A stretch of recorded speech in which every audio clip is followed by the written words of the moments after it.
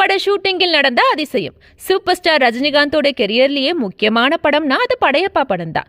சிவாலி, சிவாஜி கணேசன், ரஜினிகாந்த், ரம்யா கிருஷ்ணன், சௌந்தர்யா, சித்தாரா, நாசர், ராதா ரவின்னு மொத்த நட்சத்திர பட்டாளமே அந்த படத்துல பட்டைய கலப்பிருப்பாங்க.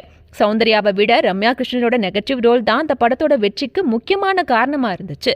26 வருஷங்கள் ஆகியும் ஹைப் குறையாத இந்த படத்தோட இன்னொரு ஹைலைட்னா அது ஊஞ்சல் சீன் தான். அந்த சீன் ஷூட்டிங் டைம்ல நடந்த ஒரு விசித்திரமான சம்பவத்தை பத்தி ஒரு இன்டர்வியூல ஷேர் பண்ணாரு ரவிக்குமார். அவர் பேசும்போது அந்த ரூம்ல எந்த சேரும் இருக்கக்கூடாதுன்னு சொல்லி கிளியர் பண்ணோம். அதை தொடர்ந்து அங்க ஆல்ரெடி ஒரு ஊஞ்சல் இருந்துச்சு, அதையும் கட்டி வைக்கணும், ஷாட்ல தெரியக்கூடாதுன்னு சொன்னேன். அதுக்கு பிறகுதான் ஊஞ்சல் உயரமா இருக்கே, இதுலயே ரஜினி உட்கார வைக்கணும்னு பிளான் பண்ணி 4-5 முறை இழுத்து பார்த்த போது வந்துச்சு. நாம சாதாரணமா துண்டை போட்டு இழுப்போம், ஆனா அவர் பயங்கர ஸ்டைலா அந்த ஊஞ்சலை பிடிச்சு இழுத்தாரு. அது ஹைட்டா இருந்ததால ஜம்ப் பண்ணி கால் மேல கால் போட்டு ஸ்டைலா உட்கார்ந்தாருன்னு ஷேர் பண்ணாரு ரவிக்குமார்.